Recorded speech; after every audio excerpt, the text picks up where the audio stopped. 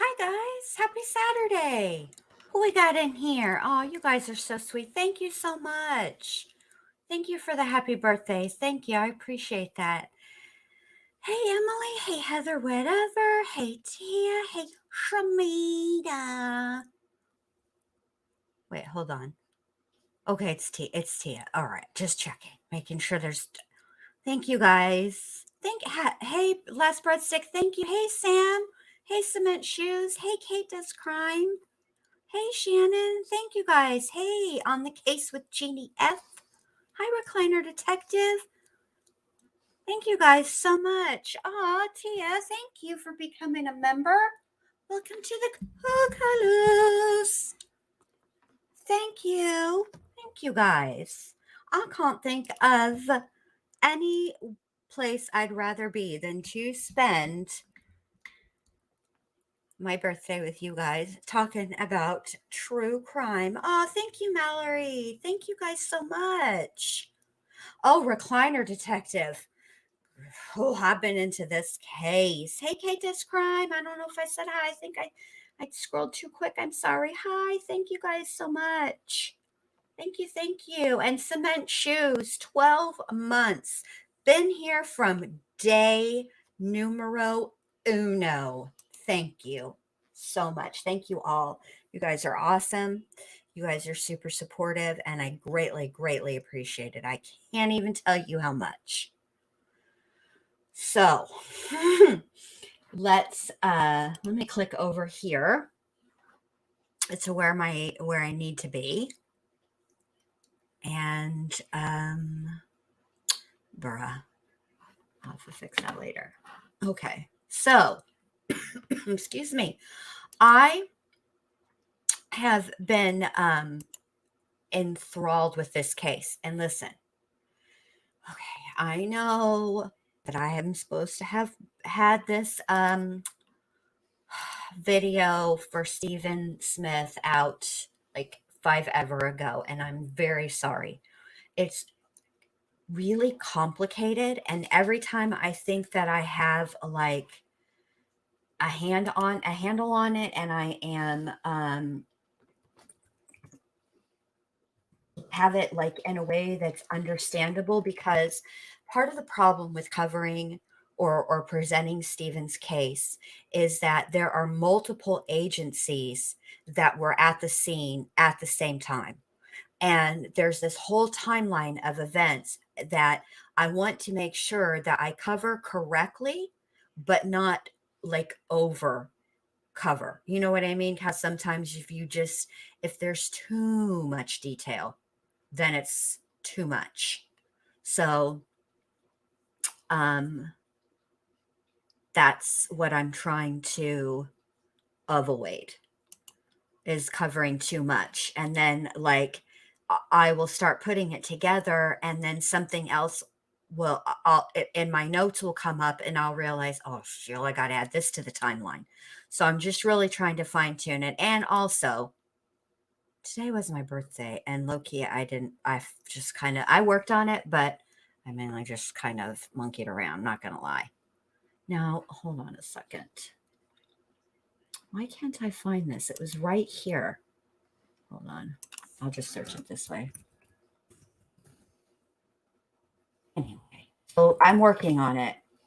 And I'm also working on my video for Kai, the hatchet-wielding hitchhiker, and not Cement Shoes, Coolest Reviews is going to come up and talk about it with me. So I'm going to do a video, and then here it is. Yes. I'm going to do a video, and then after the video, I'm going to do like a live chat afterwards, so we can who else? Mallory, welcome. Thank you. While I was clicking all the things, welcome to the 11 billion club. Oh, thank you guys for the happy birthdays. Thank you so much.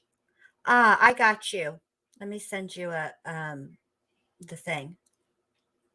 I got you the membership link. Oh, maybe if I learned how to spell. Okay. there's that. And there's this, just in case you want a tip of ish. Okay, so Amelia Sparkles, hello. Hello, Diane Marie. Hi to everybody coming in. Sorry for if I missed you. True Psych Word, my other half. Howdy, howdy, howdy. My youngest son cut his hair, and it was like Dr. B, I'll tell you, super duper long. Dr. B, he done cut it all off, right? And he came out of the bathroom after he did it, and he goes, "I'm Woody. Howdy, howdy, howdy." And he sounded just like Tom Hanks from Toy Story from Woody. And he's like, "My hair looks like Woody's. It looks like it's painted on." So yeah. Anyway, thank you, Cement Shoes. Thank you so much. Babe, all you gotta do, Shmita, remember the mods can drop the Nightbot Gots. All you gotta do is type exclamation point memberships and then hashtag, oh my gosh, exclamation point support. Oh, thank you, Amanda. Welcome, welcome. All right. Tomorrow is Olivia Chicky Nuggy Popeye's birthday. She's gonna be a whole 2. She's gonna be 2. I got her the cutest little like romper ties. It's little shorts and it's like got the spaghetti ties at the top. So cute. Got a little rainbow. It's like a peach color. Adorable. And then I got her a it's like a pretend purse, but it's big and it has like all kinds of makeup, and the makeup talks and tells does all the things, all the things. So I'm super excited. It's going to be um her birthday party is tomorrow. Thank you, Michelle. Welcome to the 501100 Club. Yeah, she's gonna be 2, and she is, as Shamita pointed out, halfway to. Oh, so yeah, I'm very excited. I can't. Elizabeth promised that she would like um take a minute like out and videotape her like playing with it and stuff, because that's the thing. I asked Elizabeth, she had a wish list, and that's the thing Olivia wanted the most. And so I was like, well, hell's yeah, Grammy gonna get it. So I'm super excited to see her play with that. Now, okay, so tomorrow is the Stephen Smith. I have told myself that under no circumstances am I going to monkey around tomorrow. It has to be finished. The end. She's doing good, Amanda. Monday, she has a meeting with the transplant consultant, and we find out whether she will be having her stem cell transplant in Texas or in Cincinnati, Ohio. And I'm a little worried. I'd rather her be in Texas. That's not true. Let me say it like this. I want her to be where the very best doctors in the whole entire planet are at. So wherever they think that is the best, that's where I want her to go. I'm just nervous because in order for her to have one of the steps prior to getting the stem cell transplant is chemotherapy to get rid of all of the cells, so that then they can give her good healthy cells. And they also will put her on like anti rejection medication, so that completely wipes out your immune system. And it makes me nervous because if she were to be in Ohio, she would have to fly, which means that she'd have to be in an airport and then on an airplane and then in another airport. You know what I mean? And just germs. But if that's where they say that she has to go and that's the best place for her, then that's where I want her to be. So it just makes me nervous, you know. Thank you. Thank you for the prayers, you guys. I really appreciate it. It means the world to me. It means the world to Elizabeth. She popped in the other night and surprised me and said hi and everything. So I will keep you guys updated. I'll probably be live a lot because I'll need a distraction, because you know how it is when you're in the hospital and stuff. There's a lot of waiting, and I don't do good with, as everybody knows, I'm not a very patient person. Waiting is not a forte of mine. It's a developing skill. I'm getting a needs improvement on my report card. It just is. So, yeah. So it just makes me a little nervous. And so you guys being here and letting me talk about true crime and, you know, it's important and I appreciate that. So tonight, oh, thank you, Bowling with Cotton Balls. I appreciate this.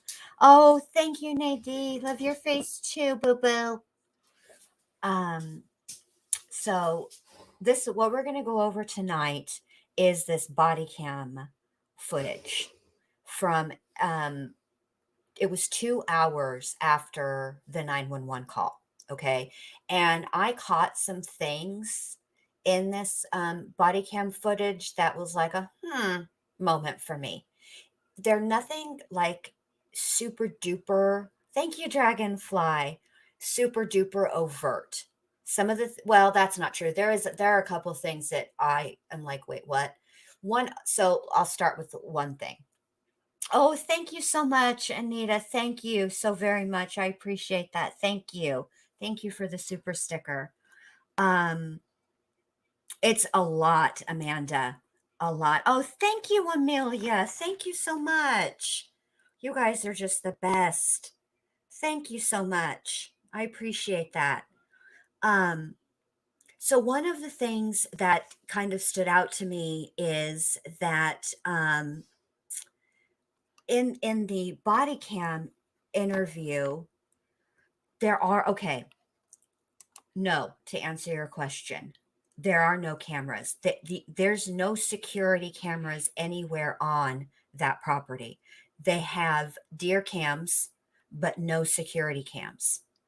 But one of the things that struck me and stood out to me is that in the opening statements, and I went back and watched these right before I went live because I wanted to make sure I had it accurate as far as who said it. So it's been a prevailing argument, not even an argument, widely accepted that by both sides, by both the prosecutor and the defense, that Maggie didn't like the hunting lodge. She didn't want to be out there. She wanted to be out by the beach during the summer. I can't say I blame her, although dogs, it's a hard thing. But that's where she preferred to be, and that it was not usual for her to be out there. Okay. Um, but then Alex says in his body cam in the interview that she was always out there, that she was always, quote, fooling with those dogs. That's what he said, which I found interesting because, and I wish they would have probed him further because, oh, thank you very much, Diane. Thank you so much. Thank you. Because both statements can be true. They're not mutually exclusive, but unless they had further probed, which they didn't do, we're not going to get all of the answer, right? It's very possible that she could do both. She could prefer to be all the time out at the beach house and spend the night there and spend most of her time there, but also come to the hunting lodge to take care of the dogs. But nobody bothered to get clarification, and that is bothersome and annoying to me. So let's get this party started by let me actually do what I'm supposed to be doing to start the party, which is to share the screen. Okie dokie. That is that. Let me make this bigger. Let me turn on the closed captions for us all and add it to the stream. Don't you guys like how how I tell you every little thing that I'm doing? I don't know how you guys listen to me. I annoy myself. All right, here we go.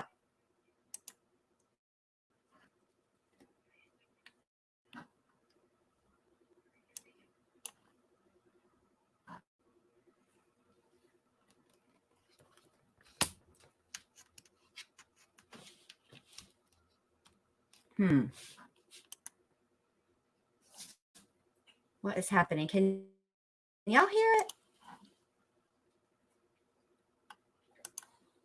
Hold on, let me just make sure I did everything I need to do.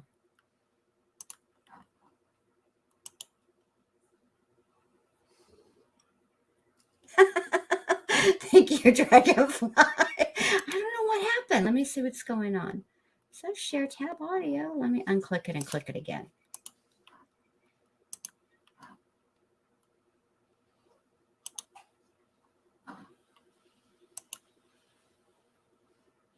What the hell? There it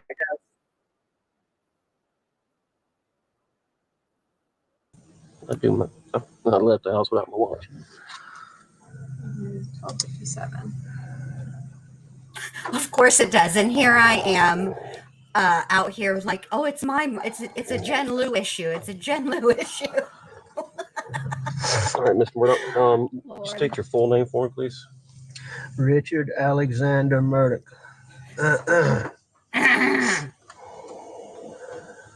And spell your last name so I get it correct. Murdaugh. All right. And you go by Alec? Yes, sir. Hi, Max. Good to see you, babe. And date of birth, Mr. Murdaugh? May 27th, 1968. And a good phone number for you. 803-942-1227. All right. And sir, what was your name? Yeah, Danny. All right, let me just say this because I'm really going to have to get this out of the way. And listen, y'all who've been here for a long time know me and how I roll. But let me just say that while I completely understand that this is a serious case, it absolutely is. The crime is serious, it's egregious, it's heinous, it's all of those things. Okay. But I would not be me. Hey, M5678. I would not be me if I did not make the kind of commentary that y'all have come to expect over here at the ward from your girl Jen Lou. I cannot stand the fact that he is a sniff and a swallow. That's so gross to me. Do not swallow your snot. That's disgusting. Okay, that's all I wanted to say. It's this. Even if he were just clearing his throat, I could maybe deal with that. Although it does irk me. Right down to on a cellular level. Like each cell in my body is like, ugh. But then he does the sniff and the swallow. And that just drives me, ugh. All right. Okay. I'm going to be quiet. Okay.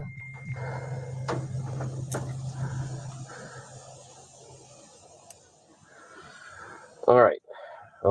As I stated, I'm David Owen in Lower Rutland with Colleton County, and I'm with SLED. I hate to have to do this. I understand. Yeah. I totally understand. Yeah. So you don't have any problem with it. So just start at the top, take your time. Like when I came back here, I mean, I pulled up and I could see him, and I knew something was bad. I ran out. I knew it was really bad. My boy over there, I could see it was.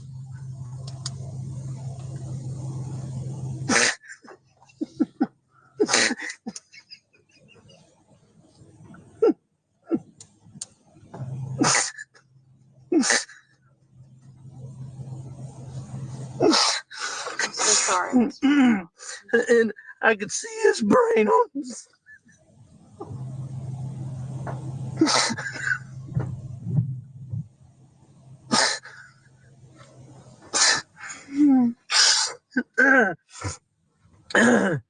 And I ran over to Maggie. And actually, I think I tried to turn Paul over first. I tried to turn him over, and I don't know. I figured it out. His cell phone popped out of his pocket. I started to try to do something with it, thinking maybe, but then I put it back down really quickly. Then I went to my wife. All right, let's stop right there. I want to ask a couple of questions.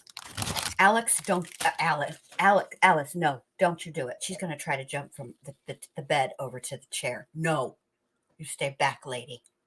Sorry, you guys, it's not professional. All right, let's do a little poll because I don't want to open up another tab. Put a 1 in the chat if you think that his crying for Paul is genuine. Put a 2 in the chat if you think it's not. No, ma'am. And then the second part of my commentary is, all right, he tried to turn his son over. Okay. Now, Alice, I swear, no. Hold on, you guys. Hold on a second. We have technical difficulties. Alice is misbehaving, and she's about to ban everybody because she's trying to stand on my phone.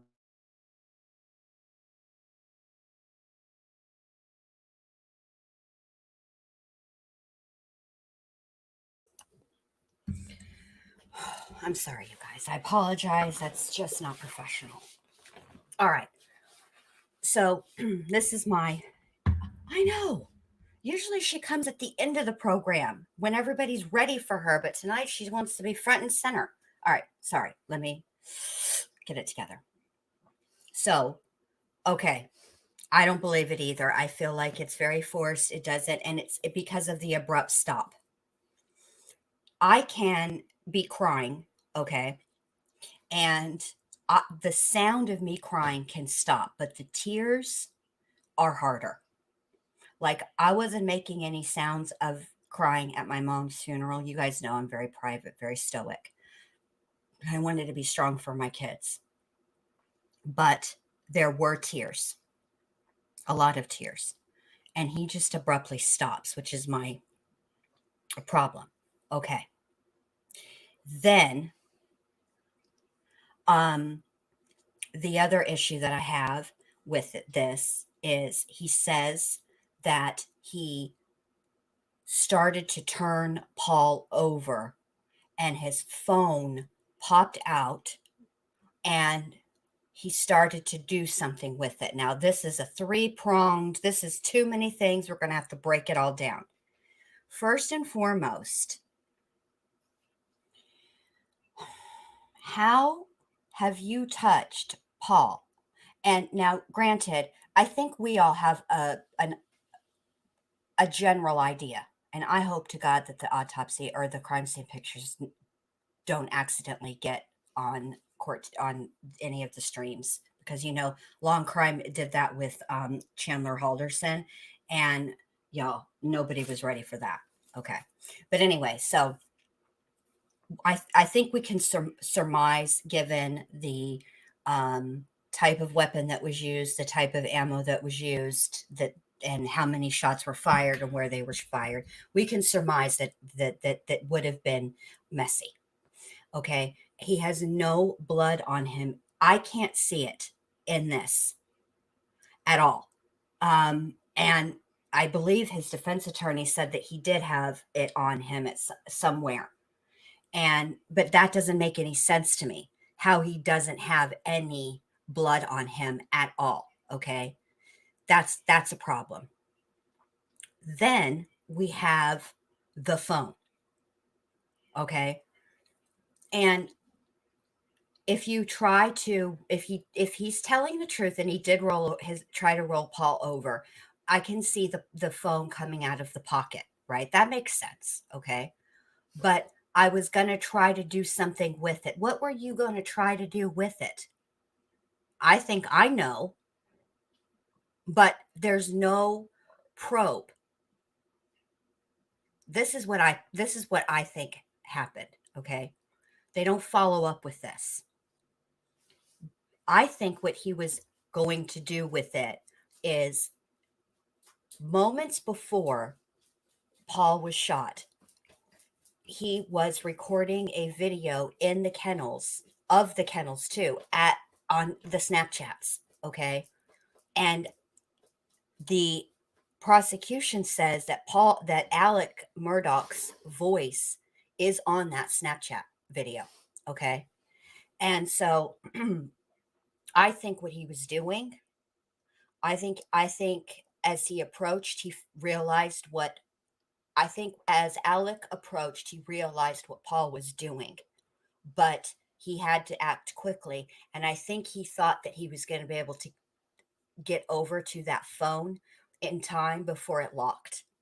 That's what I think he was trying to do when he said I was going to do something with it. So, yeah, I mean there he should not there nobody would think anything of it if he did have a little bit of blood on him. That's the problem.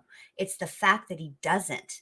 After admitting that he's tried to check for a pulse, he's tried to turn Paul over. I mean, I don't And I, he cleaned up too well, I, in my I opinion. could see. Mm-hmm. mm,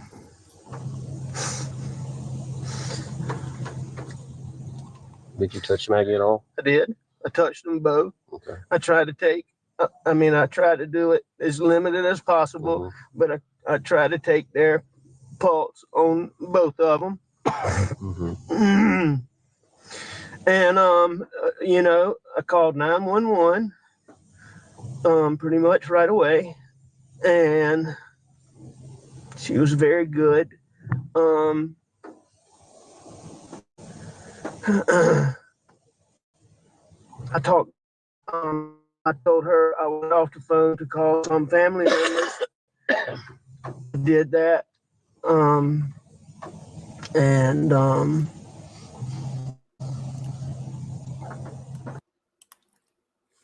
Yes, Tia, there was gunshot residue on the seatbelt in his vehicle. And see, this is another for me part of the story that doesn't make sense. All right. So he calls 911, right? He hangs up with 911 to call family.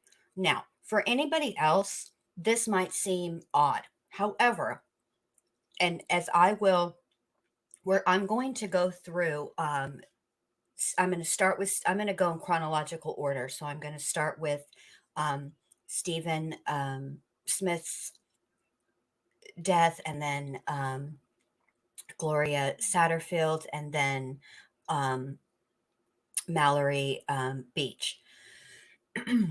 But what you'll see is that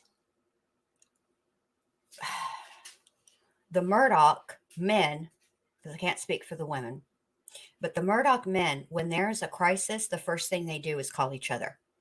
So if it were anybody else, that I would probably find that a little bit suspicious, but it is sort of on par for his brand, as it were, as a Murdaugh.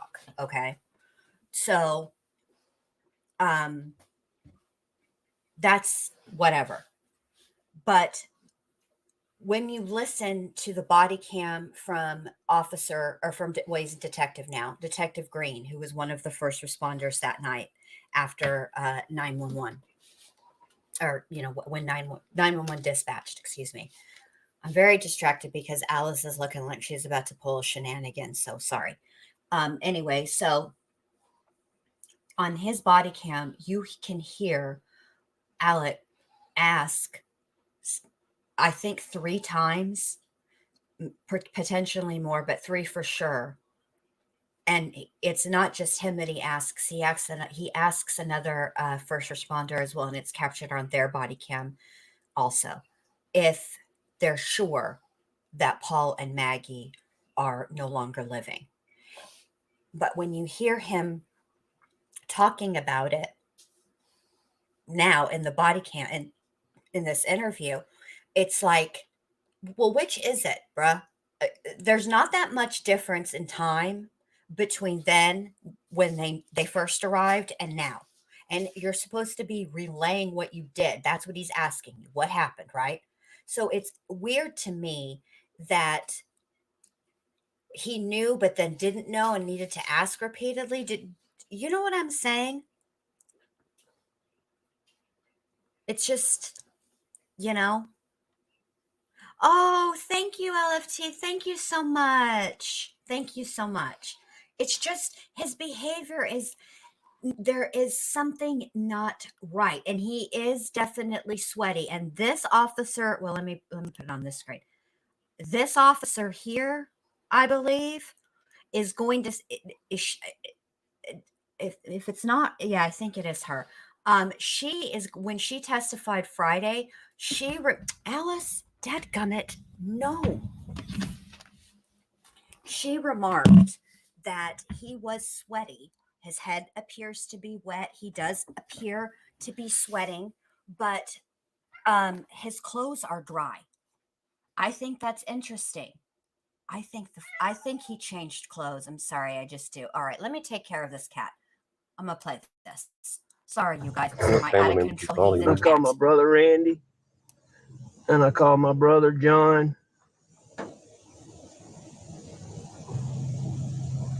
and I tried to call a little boy, real good friend that's right around the corner from here, but I didn't get him.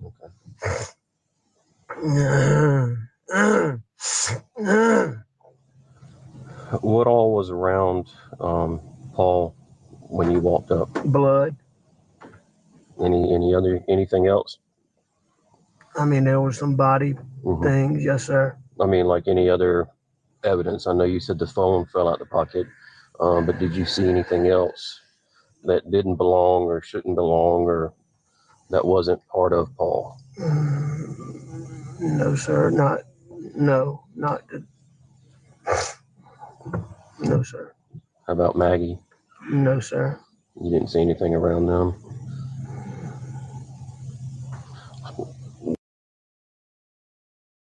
Okay. This is what I think happened bowling with cotton balls. I think that that's what the water in the kennels is about. I think he rinsed himself off before changing his clothes. That's what that water was. Then I think that's when he went to the house, right? Then he changed. I think he drove his ass to the house, to be quite frank. I think he drove to the house, which explains the GSR on the seatbelt, which why he would wear his seatbelt, I don't know, but he did.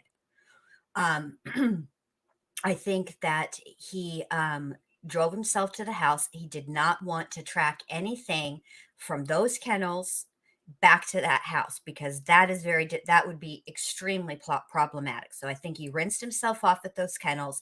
I think then he changed his clothes and I think he got rid of it all. That's what I think. He had plenty of time to do all of that.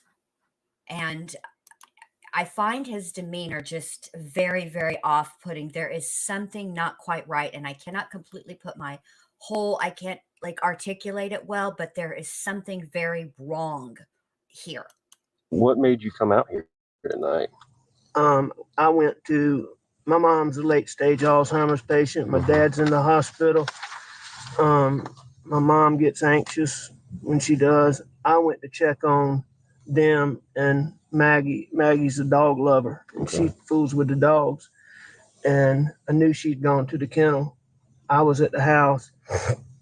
I left the house and went to my mom's for just a little while. Tried to call her when I left, texted her, no response.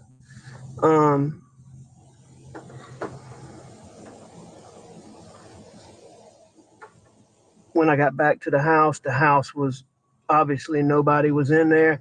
So I figured they're still up here fooling around. Paul was going to be getting set up to plant. Our sunflower seeds got sprayed and died, and he was refiguring to plant the sunflower seeds.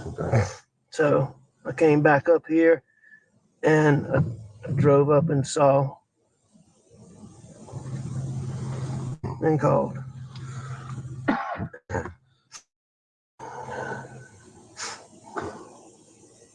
Had Maggie and Paul been arguing over anything? No. What was their relationship like? Wonderful. Wonderful. How about yours and Maggie's? Wonderful.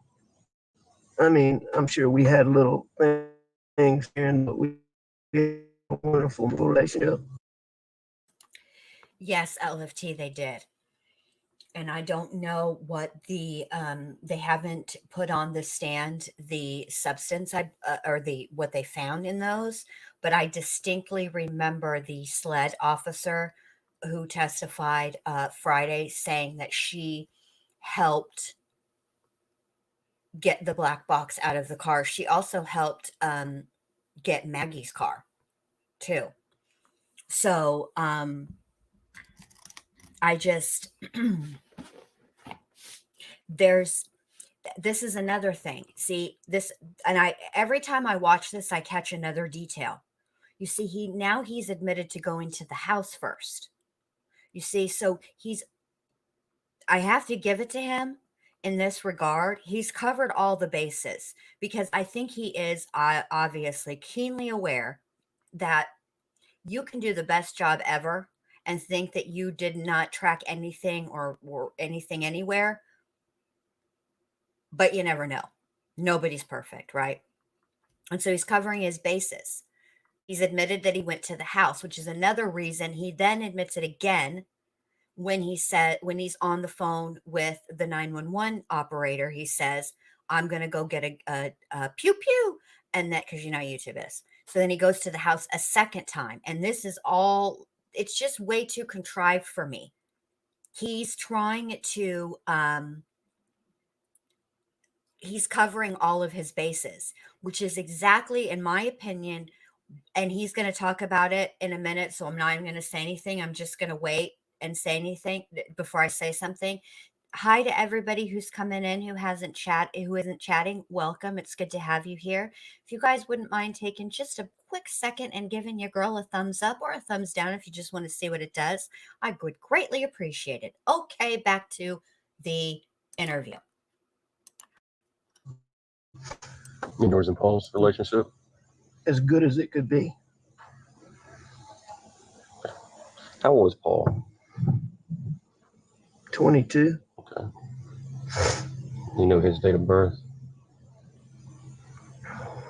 I do. April 11th, 96 is his brother's. April 14th, 99 is Paul's. Also, as good as it could be is an interesting turn of Maggie's full phrase name? to describe Margaret a relationship with your son or your child. Either Brandstetter one, really. Murdaugh. And her date of birth, sir? September 15th, 1968.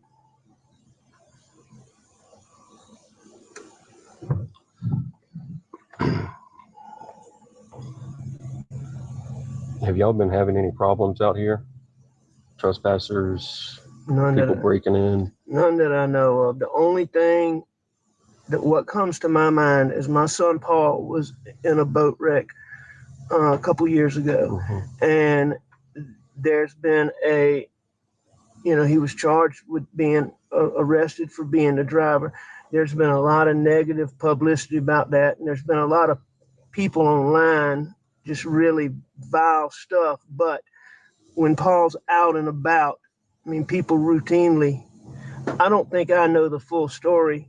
Because I don't think they give it to me. But I mean, he's been punched and hit and just attacked a lot. So, but I mean, nothing like this. Yeah. Any one person in particular or group of people I don't know. that you could think of? Not that I know, no, sir. Has he, other than being assaulted, has he received any direct threats related to the boat accident? Oh, yes. All the time he gets recently? Yes, sir. I mean, he gets them all the time. Okay. He gets them all the time. What kind of, I mean? I'm going to kick your ass, I've never been privy firsthand, Mm-hmm. Is that through social media or? No, ma'am. It's mostly like if he goes out places is what he goes out like somewhere. He's in college, so if he goes out is what I understand. Mm-hmm. So now, let me get this straight, Mr. Murdaugh.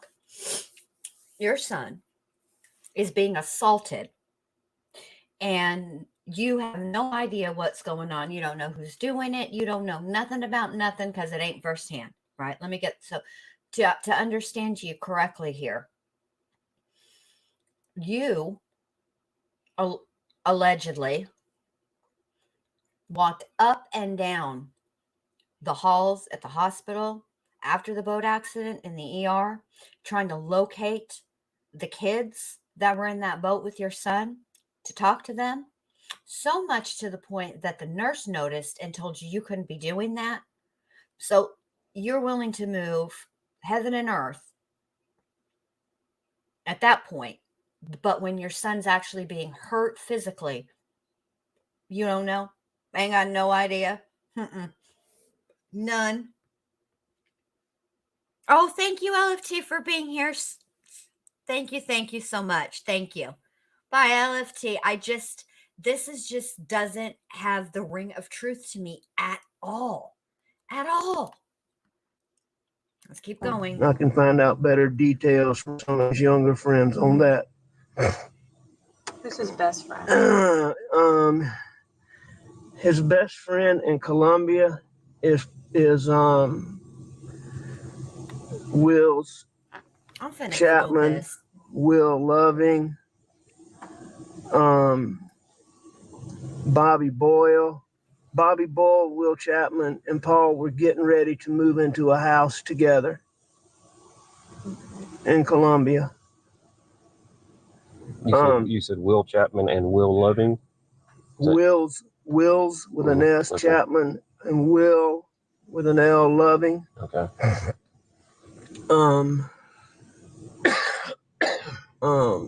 Around here, his best friends are clearly Nolan Tootin and Rogan Gibson.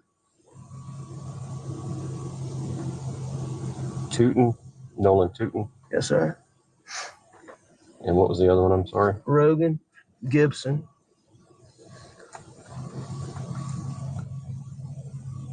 Okay.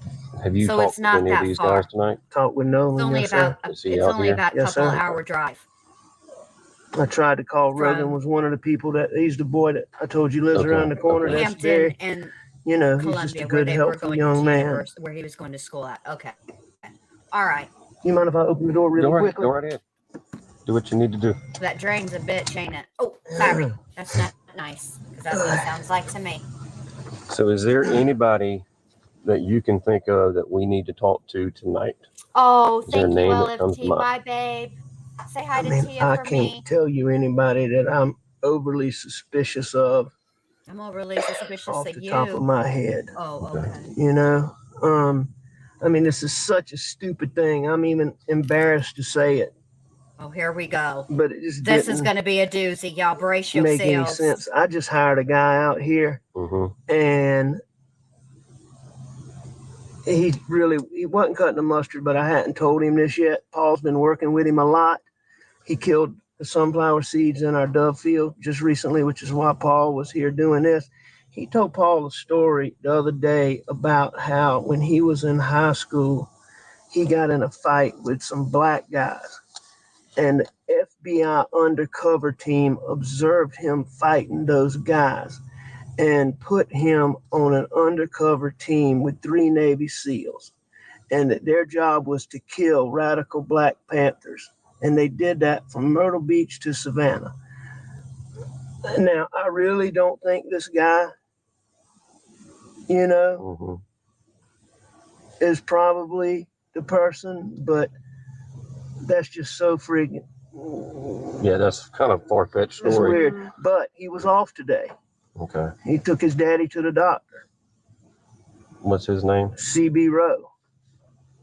ROWE? Yeah, and I sent him a message to text me earlier today about the sunflowers, and he called me back when I was on the way to my mom's house. Did you talk to him at that time? Briefly, I was on the phone with a lawyer friend of mine named Chris Wilson from Bamberg, so I told him I'd call him back tomorrow, see him in the morning. When you briefly talked to Mr. Rowe, what was his demeanor or attitude? Or All right, let's back the milk truck up several feet, sir. So you're telling me that you tried to get a hold of this guy who has told your son that he worked in some capacity to eliminate radical Black Panthers from Savannah to wherever the hell it was you said, because it's so ridiculous. I can't even. But yet you're pressed about these sunflowers, right? You call this man, you want to talk to him, but you were talking to your lawyer friend. This wasn't more pressing to you. This makes no damn ass sense, sir. Come on. Well, he really makes my South come out. All right, here we go. I mean, it seemed normal. I mean, I asked him about the sunflowers, and so, you know, I mean, I'm sure he's a little bit. Where does he live? I don't exactly know. Somewhere in Bronson. Okay. Do you have his phone number? I do. You got it with you, please, sir? I do. You know, but I do think him and Paul got along pretty well. Mm-hmm. That's Also, just really. I'm going to have to pause you weird. again, sir, because I just had another thought. This man, according to Mr. Murdaugh here, is essentially like some kind of mercenary, right? Just out here just doing all the things, right? But he can't manage to not poison an entire field of sunflowers. Now, does that make any sense to y'all? Really? It makes no sense to me. None at all. Lord help him. All right, here we go. All right. CB. Those of you from Watts Island. Sunflowers. Ooh. Right there in the lap. Here, I know he called me, so I'll go to that.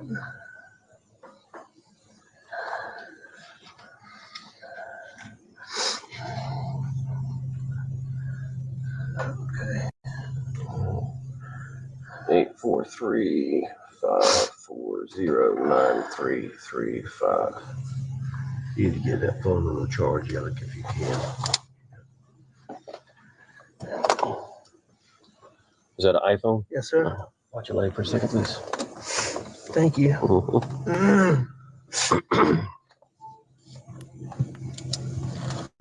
Y'all, When did he tell that story to 7 Paul? years to get through this, because I got to say something else. Remember how the defense attorney was making it out like all of the law enforcements had their eye on Alec the whole from jump. They were suspicious of him. They thought that he did it, blah blah blah blah blah, right? Remember that whole spiel, right? I have never, in all the interrogation videos that I have watched, seen an officer notice that a witness at this point, because that's all he is in this moment to these officers, truly is a witness. And you can tell that by the way they're treating him, Mr. Defense Lawyer. Anywho, notice that his iPhone needs a charging and offer to charge his iPhone. Now that's a nice thing to do. I'm telling you right now, if this was any of us, we wouldn't be getting treated this way. I'm telling you right now. That's all I got to say. All right, here we go. Sometime last week. Okay. Especially if we came out with some cockamamie story about a, farm. My son Paul who had a side actually for a mercenary in high school. No, I don't think he'll take the stand. Absolutely not. I really do not think, on all honesty, that it's him, but I know y'all got to check it out. But Paul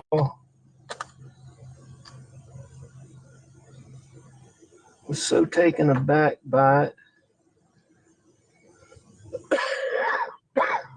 that he sent, I'll find it, I got it on my phone. He recorded him saying bits and pieces of it. Okay. No.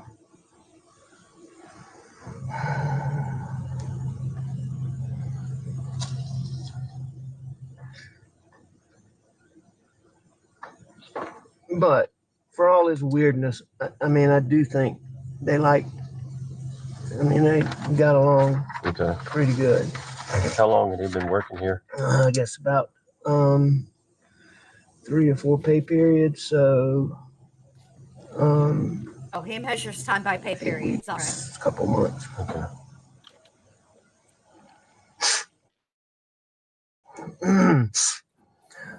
Hey, Charlie, long time no see, man. How you doing? Going back to the boat incident. Yeah, let's go back to that boat. Anybody on that boat? This man's looking directly at that camera. Look at Really him. have a hard on for Paul Oh boy. that you would think would come after him, or know of any direct threats from people on the boat? I don't know of any direct threats between any of the people on the boat Okay. specifically, but I do think there's been a small amount of yip yap between a couple of them, but not recently. Okay. And most of this was stuff from people that Paul didn't really know. Okay. It was some people that he knew distantly, but more times than not, when I learned about it, it was somebody that he didn't know. Okay. It's like, for example, he went out in Charleston a couple months ago, came back, he got a black eye. And, he can't defend himself right now because he has these charges. So, Paul was a real tough man's man. Mm-hmm. He would just. He would defend himself, but he hadn't been. That's right. But How was he handling that case? Running over everybody. as far as what? How was he handling it? I've never been prouder of him than the way he has handled the pressures and the adversity in that situation. I think I've told Danny that before. Mm-hmm.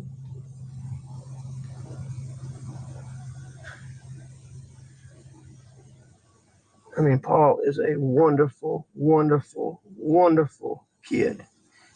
He can do almost anything. He gets along with almost anybody. Do y'all store any weapons out here? We don't store them, but they're frequently out here. Mm-hmm. I need to find out if there were any out here because I know there was a shotgun. There was a 12 gauge shotgun out here. I'll have to find out exactly when that was. I think it got put up, but I'm not positive. What did that shotgun look like? It was a camouflage. I want to say it was a Benelli or maybe a Beretta. I can't remember which brand it is.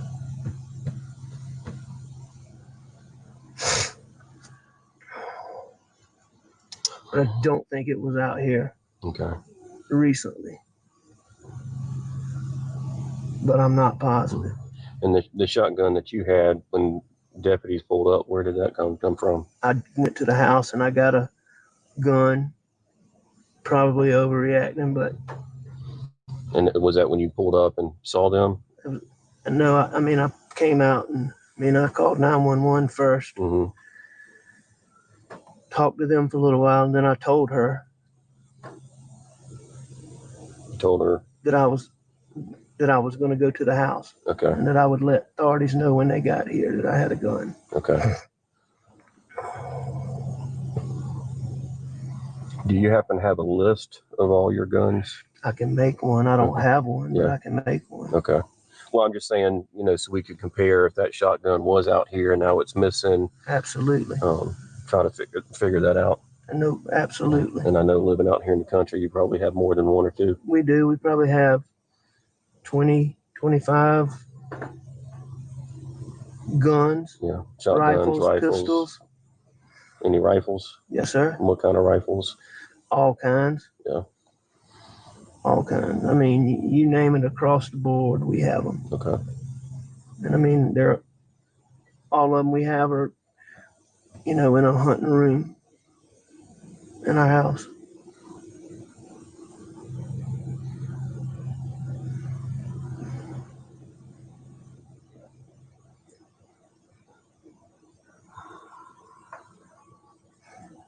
was their schedule today? When did they get home? My son works for my brother, and he was coming home to deal with the sunflowers. He got here. He got here pretty early because he and I rode around looking at everything for a good little while, probably 45 minutes to an hour. Maggie had things she did in Charleston, and she had a doctor's appointment in Charleston, and she got back here. It was fairly late.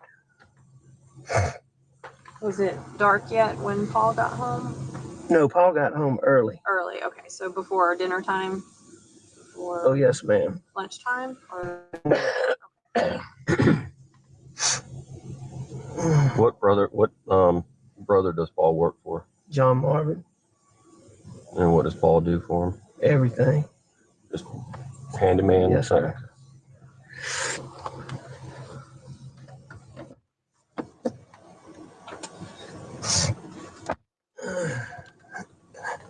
I can't take my. was it unusual for Maggie to feed the dogs this time of night or check on them? Oh, no. I mean, she played with those dogs all the time. All the time. Especially common for her to, she's been gone for a while, to come and let especially two of them out to run.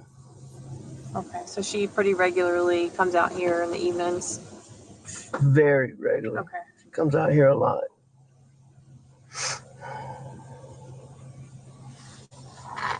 Hey, Allie, good to see you, Do you babe. have any cameras on your property?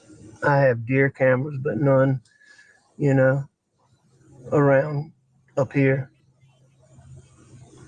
Where are they at? on different deer stands. Okay, so deep in the woods. Well, not necessarily deep in the woods. Some of them are in fields, and Okay.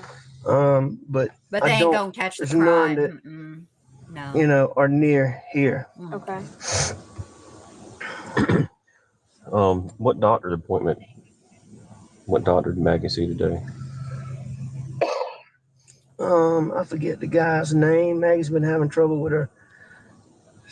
She's been having trouble with her stomach and her tooth. I'm not positive. Her stomach and her tooth. All right, we're gonna just pause right there for commentary and fair use. I don't know much about hunting dogs, although growing up, I had a black and tan coonhound. My dad loved hounds. We had, when I was a baby, my mom came into the relationship with a German Shepherd, and my dad came into the relationship with a blue tick walker. And then me and my sister got older, I think we were about 5 or 6, I don't know. We got a black and tan coonhound. And when we went and got her, all the dogs were in like, kennels, like pens. And so I don't, and then when I got my chocolate lab Nestor, they bred their labs to be hunters. Labs are used for ducks because they got the soft mouth and all that stuff. But these guys, they used them for like actually hunting. And they kept them in pens. They weren't like family dogs, they weren't like Nestor over here who, lives with me, and we do all the, he's in my house all the time. He's part of my family. So I don't know how they treat hunting dogs, but from what I've seen, it doesn't seem like that they are allowed in the house and to be around the family um, the way that I let my lab be. But I don't know, because I maybe it's different for each. Maybe some people do that, and I don't know. But I forget what I was there. I had another point about Paul and the what a wonderful kid he was, and oh, I know what it was. So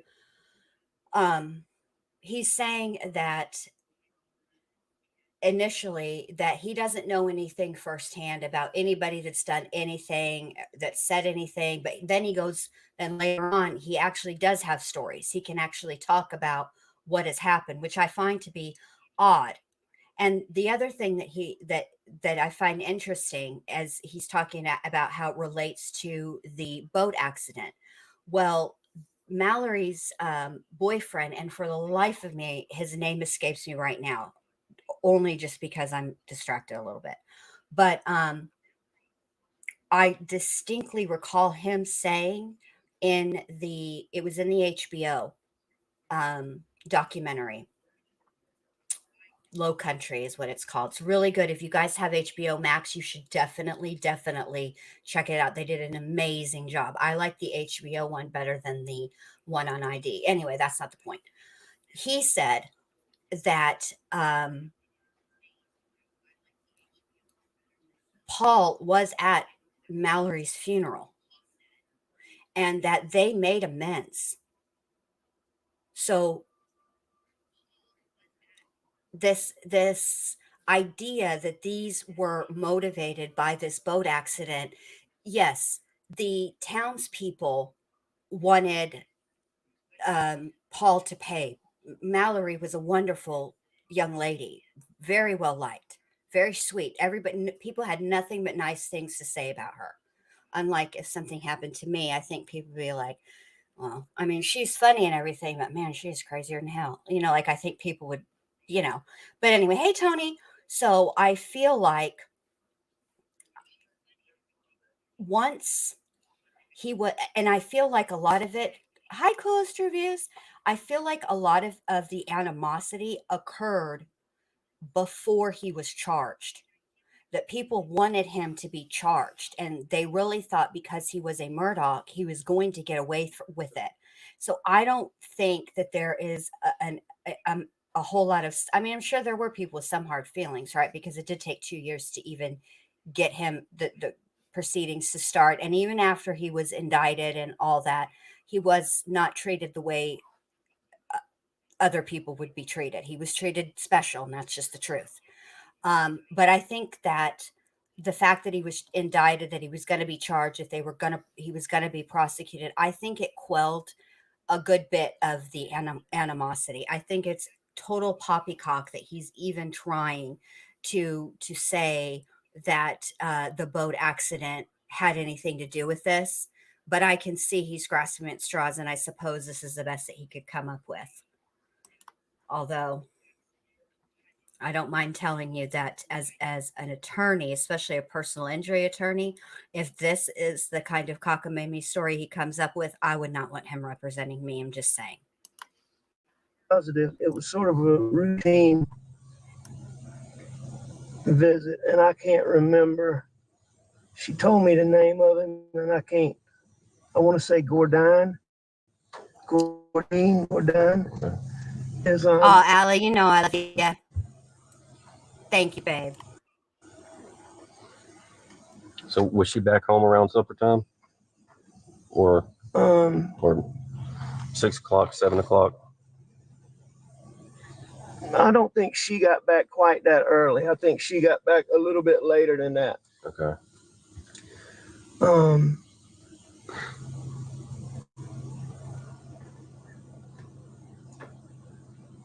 What did you do today? Were you at the office or? Nope, I was home. I came home. Paul and I messed around. I was up at the house. I laid down, took a nap on the couch, probably, I don't know, 25, 30 minutes. I got up. I called Maggie. Didn't get an answer. And Charlie, we will never understand that. I left to go to my mom's. She had said she might ride with me, but she normally doesn't when I go over there. And I think I texted her. And she's very good about answering the phone. So that was odd, or calling me back. Mm-hmm. So that was odd, but it wasn't that big a deal. What time was that? So the charges that he is facing are obviously 2 counts of murder. I think there's a weapons charge, 2 weapons charges. But the real long laundry list of charges that he's facing has to do with the financial aspect, the financial crimes that he has been charged in. And I want to tell y'all that I believe the number of charges he faces for the financial stuff is like 100. I mean, it is up there, or maybe I know he's facing like, I can't remember if it's 100 charges or he's facing 100 years or both. Hell, I can't even remember. I'll have to look it up. But yeah, the fraud. Yeah, he's got several counts against him. I'm gonna look it up in a minute. Time But was first, I what? gotta That you sent charge her my a computer text because message. otherwise it's about to. We're about to get kicked off.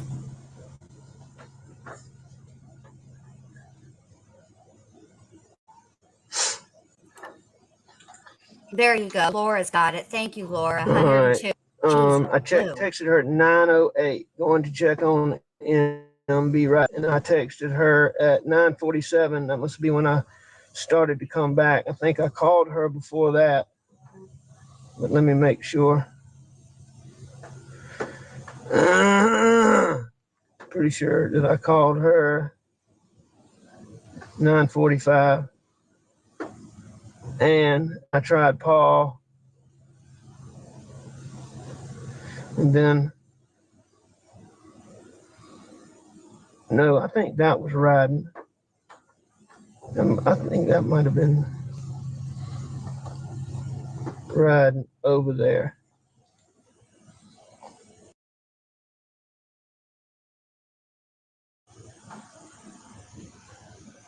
$10:03. I mean, my calls are right here. Yeah. So, obviously this is when I, at 10:06,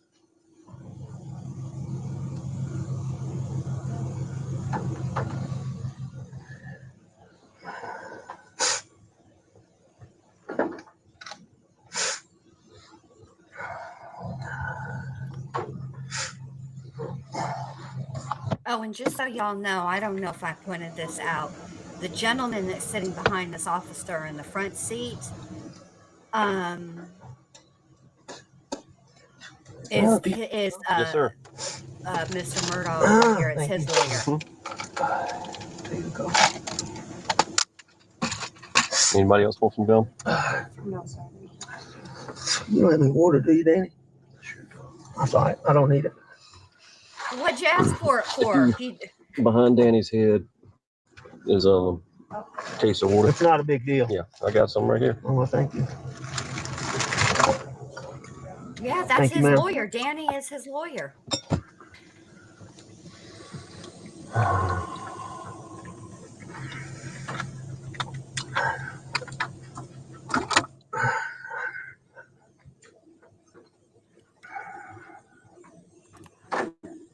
I'm sure.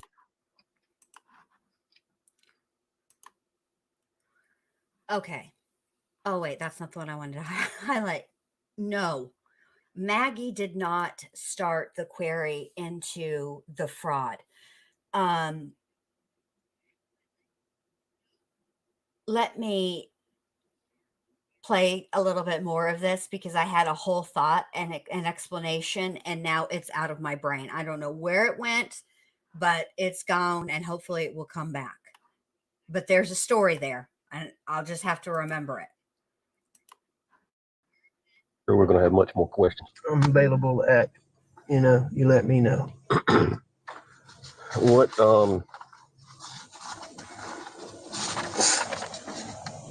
What's another number in case I can't get you on your cell? I don't have a house phone. Okay.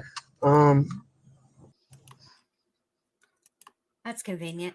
All right, this is how all this, I think, came to be.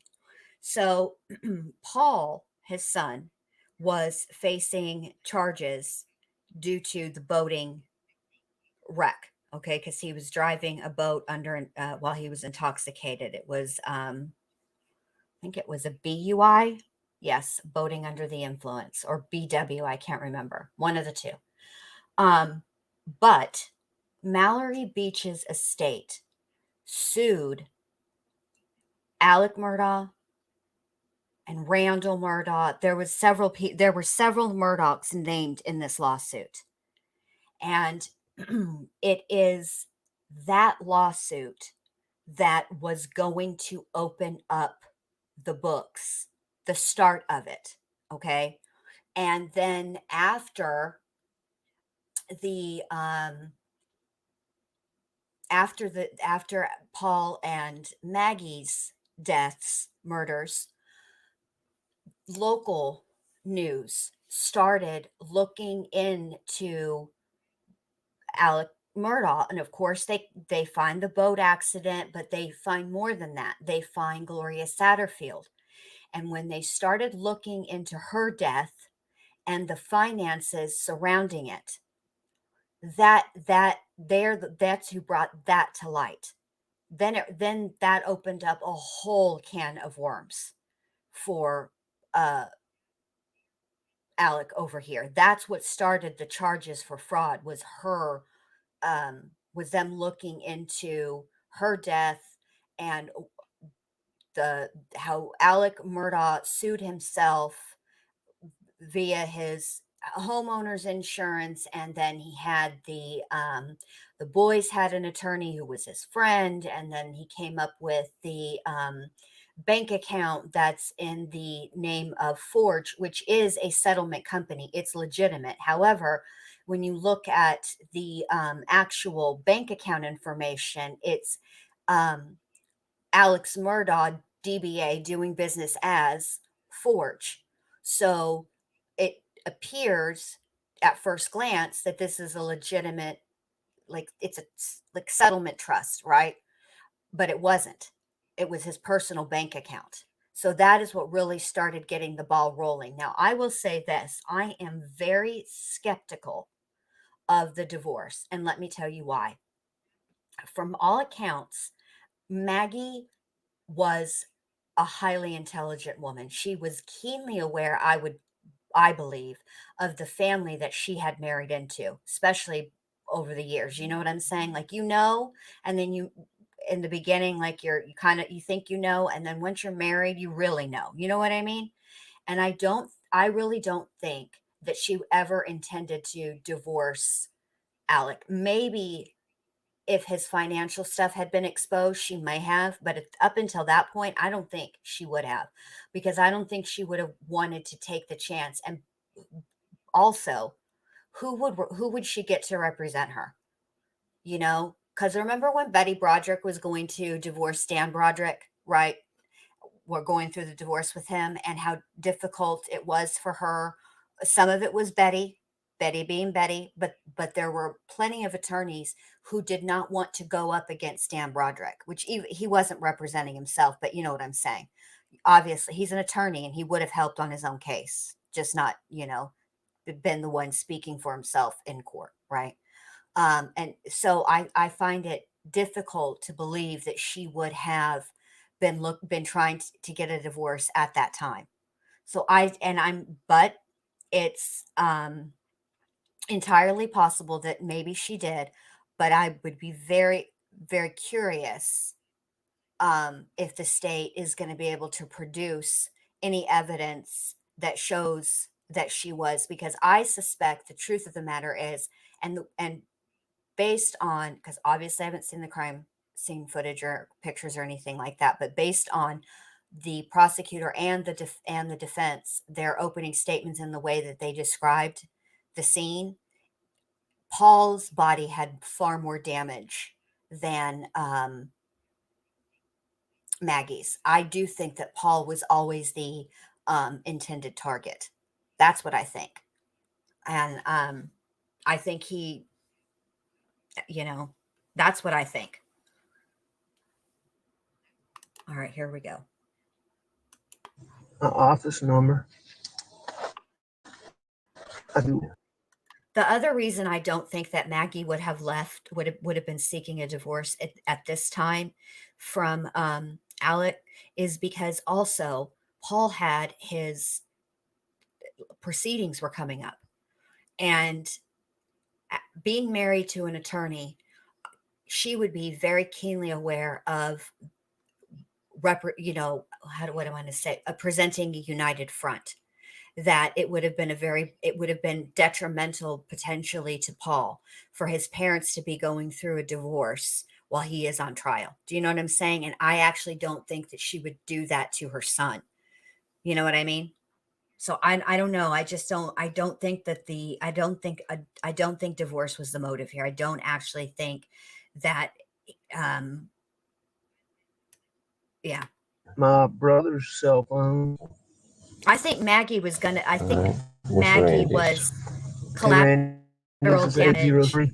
Sorry, I think Maggie was collateral damage in that he knew she was going to be there and it was going to be both of them. It had to be both of them or neither of them. Do you know what I mean? And so, but I think that the motive behind it was Paul's boat accident. That part of his story, I do believe it's true. But I think that what Alec wanted to do was just twist it into being about a revenge from somebody else. But actually, to truth be told, in a way, as messed up as this sounds, it kind of was revenge, but on his part. Because they were going to have to, those books were going to have to get opened, and all his dirty little secrets were going to come out. It was only a matter of time. 943-8881. And John's? John Marvin's 843-321-5508. I don't think we don't want to be doxing people over here, Alec. Oh, thank you, Heather. Whatever. Thank you so much. Thank you. It's not about him wanting money for Allie. I think what it was is it was a distraction. See, I think that this is my theory of the situation, okay? And I could be completely, thank you, Anna. Yes, babe, it's my birthday. I'm old. I'm 46. I think that this is what I think the plan was. I think that the plan went according to plan that night. I think the initial plan, I think this was a twofold plan. I think the initial phase of the plan was to unalive Maggie and Paul. Paul being the reason for the unaliving, okay? And then I think the second part of the plan was then to make it appear as if he were also unalived. Cue cousin Eddie. So that at the end of the day, everything is tied up neat. This is what he's thinking, that it's going to be tied up neatly in a bow, that he's got a life insurance policy, that his son will inherit the life insurance policy, and anything that is left from his mom and his dad's estate will go to Buster, their older son, and whatever, because he knows it's inevitable whether he's alive or not, they're going to open up those books, right? So then he has his estate, Alex's estate, his personal money, all that stuff, right? That's going to go towards Mallory Beach's suit and all of that. And Buster goes on as the oldest son, the legacy carries on the last name, and it's the South. And let me just be very clear about this. I love the South. I'm from the South. You don't talk badly about people who have passed on in the South. It's just, you just don't do it. So life would have carried on. Thank you guys very much. Thank you so much. Shmita, thank you, Charlie. It's difficult. I can't tell you. This is what I'll say about that. I don't know if it is actual real support or if it is a show of support, but he is there in court behind his dad. And this is something I have not been able to suss out quite yet. I continue to hear that Buster is going to be a witness. Now, I have never heard of a witness being allowed in the courtroom prior to their testimony. So I don't but I'm going to I put that on my list of things to look up. So, yeah, that's one of the there is this, and keep in mind, you guys, that obviously editing, you can do a lot with editing. So in the HBO documentary at the very, very end, there is a jail call between Buster and his dad. And Alec makes a reference to something about Maggie and the way she smiled, something to that effect, and asks Buster if he remembers. And it's not his answer that is interesting, it's his tone, because you can hear it in his voice. He is sad. He says, "Yes, Dad, I remember." You know what I mean? You guys will just have to listen to it. I wish maybe I can find a way to play it for y'all without getting in trouble. So, you know, I've never heard of a witness. Now, I understand that Buster is his son and obviously family, but but that goes out the window when he becomes a witness, because you're not supposed to be hearing the other witness's testimony. You're supposed. So I just do not know. It's on Dragonfly. It's on HBO Max. If you have the app, or just regular HBO if you got cable. But if you have cable and you have HBO, you have HBO Max. Just log in with your cable provider. But yeah, I've been watching the trial. Friday's testimony was a little bit laborious, kind of tedious, because it was like the medical examiner and stuff, which is interesting, and we will go over it. I just want to like timestamp it out, because so we don't have to like watch. It's a lot, you know what I mean? So you know, I well, Dragonfly, just it's the name of it is called Low Country. Just Google that, and promise you there's probably 11 billion ways to stream it, if you know what I'm saying. So, all right, there we go. All right, here we go. I'm Googling that right now about Buster. And you said Dad's in the hospital? Yes, sir. Which hospital? Charleston or Savannah, Candler, St. Joseph's. Is he doing okay, or what's? He's having a really, really hard time. He's got a lot going on. You know,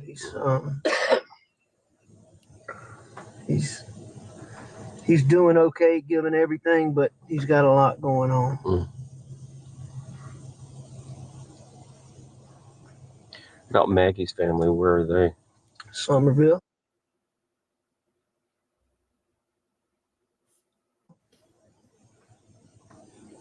Have you been in touch with them tonight? Contacted, yes. I had my brother call Bart, the wife of his sister, and the husband of Maggie's sister, so that they could go and tell Maggie's parents. I felt like they needed to hear it in person. Mm-hmm. And they are going there and calling me. So they must not be there yet. Maggie's parents in Somerville? Yes. And her mom just had a knee replacement surgery, and her dad really has trouble getting around nowadays. You have any other children? I do. I have a 24-year-old. That's right, you said. What's his name? Buster. Well, Richard Alexander Jr. Okay. He goes by Buster. He goes by Buster. Is he Oh, here Buster's tonight? definitely He's on his way. there. I've seen him. They've got him circled in a ton of articles. Hang on, I'm gonna push pause. Okay.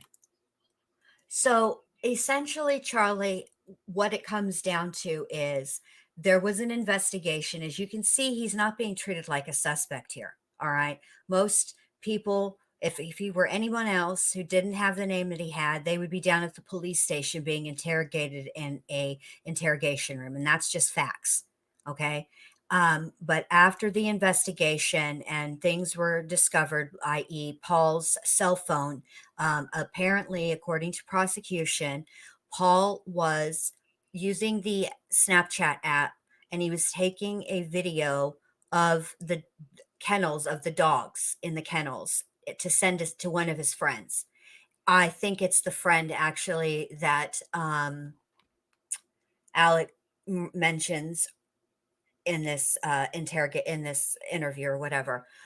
And apparently apparently Alec's voice is on that Snapchat video at a time when it shouldn't have been, because he wouldn't have been there according to where he says he was at the time, taking a nap, I believe, or something to that effect. Maybe even on his way to his mom and to see his dad and his mom. They were at two different places. His dad was in the hospital and his mom was at home with the caretaker. So he did so there's that. And cell phone evidence, that's what, through the investigation, they believe that that is what occurred, that he is the one who did this, him and him alone. Now I went to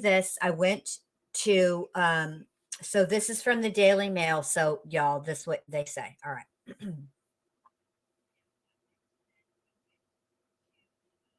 All right. What the frack? Hold on. Let me just finish playing this and we'll talk about it when we get done, rather than you guys having to wait, because that's ridiculous. Only 4 minutes left.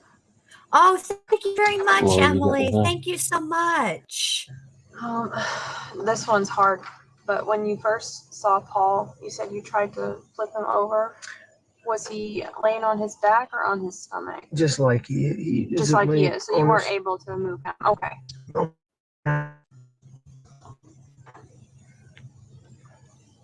And did he help Maggie a lot out here with the animals? He helped everybody with everything. Okay, so it was kind of routine for him to be out here as well in the evening?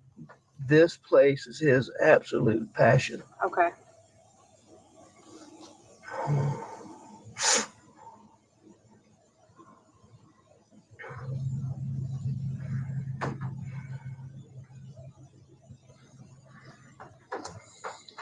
I tried to turn him, and then I checked him, and I think I already knew. That makes but sense. Thank you, Emily. Thank you so much. But he's set to testify against his dad, by the way, y'all. He's on the state's this witness direction where all our list. police cars are, or which way did you come in? I went to the house, Okay. and then I came from the house This way? straight here. Yes, ma'am. Okay. I mean, where my vehicle was parked is probably is where it was. Okay. Well, no, maybe not exactly, but The thing about the officer in the front seat from SLED, I do think he's annoyed. I think that I think both officers, if I'm telling the truth, sort of see right through him. They have a vibe that things are not working. Thank you, Emily, so much for looking that up for me. I appreciate that. Thank you, babe. Good work. You are a good noodle. I think that they are annoyed. This is a delicate situation because the Murdaugh family has long standing roots in this community, but more important, I guess, yeah, more importantly, their roots are with the prosecution, with law enforcement. There's like 3 generations of Murdaughs that were solicitors for Hampton County, which is a DA in Hampton County. So they are the ones who prosecuted crimes. They're the ones who decided who got prosecuted. They're the ones who, when they decided who was getting prosecuted, what they were going to be seeking, i.e. whether they were going for life without possibility of parole or the death penalty, basically sort of like from Urban Cowboy, when she said, "My daddy's in oil," and all that implies. The Murdaughs were in law, and all that implies. Okay, so they knew a lot of people. They were influential, and they had a long-standing relationship with law enforcement. And when you're prosecuting people, you work with law enforcement, and it's deep, and it's this is why they had such trouble with finding a jury, because not only did were they DAs, essentially, well, not essentially, that's exactly what they were. Not only were they DAs, but they also had a personal injury law firm. And they were, they had partners, but there were people that were called in for jury duty, and they whittled it down, way down, just based on they either had been a party to a lawsuit, or that they had employed the Murdaugh law firm, because it was Murdaugh. I can't remember, like P and M. What was it? I can't remember what it was anymore. Anyway, but the bottom line is they have strong ties to the community, the entire family. As person, I mean, Alec Murdaugh represented an officer, and he got hurt on the job, and he represented the officer as a personal injury attorney, and ripped a dadgum officer off, for Pete's sake. For reals, y'all. Like, their influence was far reaching, and it made it difficult for them to get a jury, because people know these people, so it's a lot. All right, let's finish watching the last couple of minutes. It was pretty close, because I came back the same route That's right, because you went back to get your shotgun. when I came back.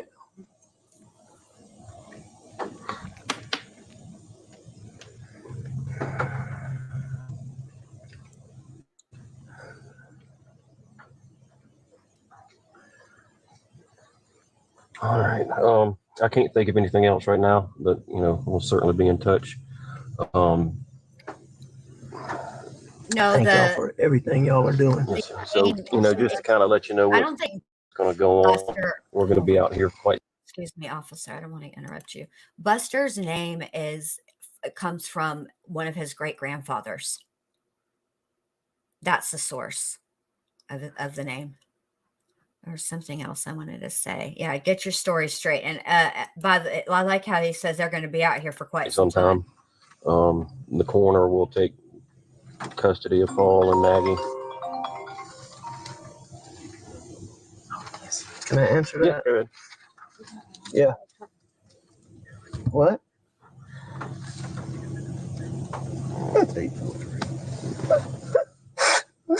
No, we're finished. Let me come out. Well, I'll be here when he gets here. No, don't let him come up here.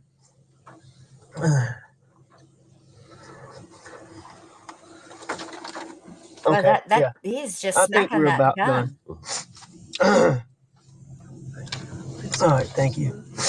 I'm sorry. Buster. Just tried that. Okay. Yes, sir. Right up. I dropped my card. We'll get you one. Sorry. I'll get you one. Here you go. Thank you. You better start acting right before Buster gets up there. So the coroner will come over and talk to you. They'll do the autopsy and everything, and then go from there. Thank you. But we'll come see you before we leave. Thank you very much. Yes. Thank you, Mr. Rutland. Yes, sir. Thank you very much. Oh, wow. That's awkward. That was a weird, awkward Here, you want handshake. this water? Oh, yes, please. Thank you. Yep. All right. So that is that. Hold on. Let me stop sharing.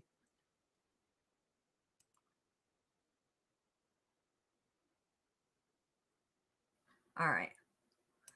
All right. So this is from MSNBC, right? Is that where I pulled it up from? Let me make sure. Yes. All right. And this was from Thursday. Alex Murdaugh's son, Buster, 26, set to potentially testify against him. Buster, 26, is among those expected to testify against the legal scion, as well as Murdaugh's own brother, John Marvin and Randy Murdaugh. He sat still and silently behind his father in the Colleton County Courthouse during the opening remarks in his first public appearance during his father's legal proceedings. Murdaugh angrily rejected the suggestion that he is supporting his father. DailyMail.com revealed in November. Now, how did I get I did, for some reason or another, I was able to click on what. Here it is. All right, hold on. So this, where did that go?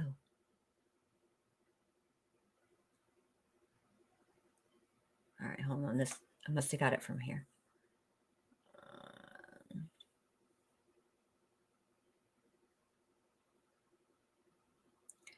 This is from the Daily Mail. Alex Murdaugh's lone surviving son, Buster, who is on the witness list to potentially testify against his father, witnessed Father Alex sobbing during the opening statements Wednesday.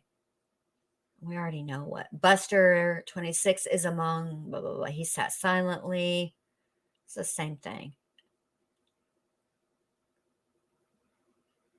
All right. Buster has remained tight-lipped as his once illustrious family's fortunes have publicly spiraled since his mother and brother were gunned down in the family's former hunting estate of Moselle Islandton on June 7th, 2021. But when approached by dailymail.com at the home he shares with his long-term girlfriend, Brooklyn White, also 26. Now, he's been dating this girl since like forever.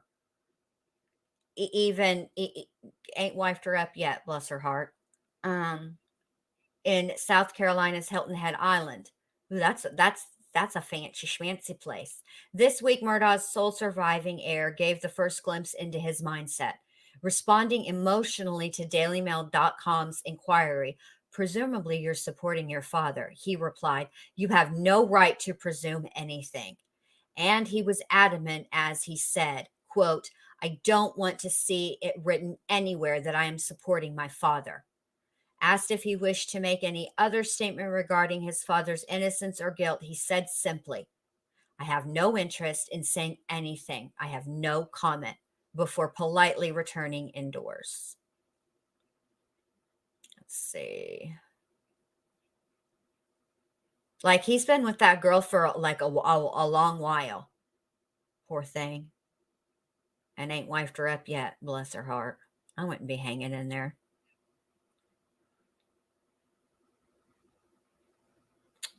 Well, they got a black lab. Buster and his girl do. It's a pretty black lab. It's a good looking boy. The lab, not Buster.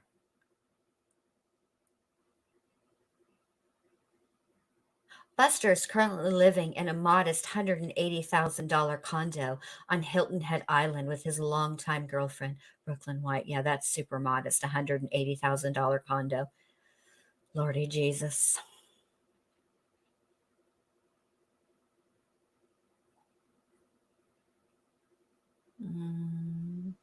Let's see if there's anything else.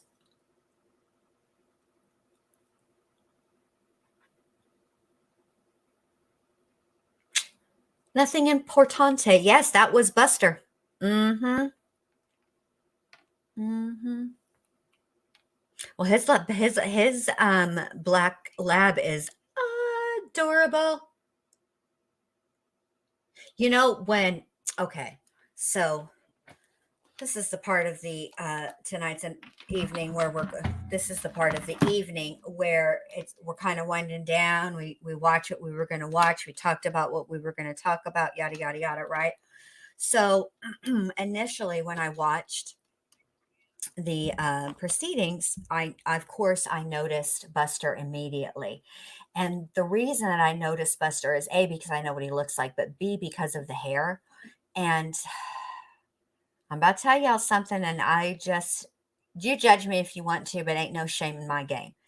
I watch Riverdale with my daughter. No shame. Okay. And the Blossom twins, oh God, what are their names? Jason and Cheryl. That color red that their hair is, especially Jason's, looks like Buster to me. And that's what it reminded me of. I was like, oh my God. Because it's not like, it's almost, I hate to say it, but it's almost unnatural looking. It's almost like an unnatural color, like he dyes it or something because, whatever. But that's what it reminded me of. So that's why I noticed him immediately. Oh, thank you, Bowling, for cotton balls. Thank you so much. Yes, even Jesus slept. I did. Back in the day, Coolest Reviews, I did. No, babe. I don't know what they named their lab. Buster's the son.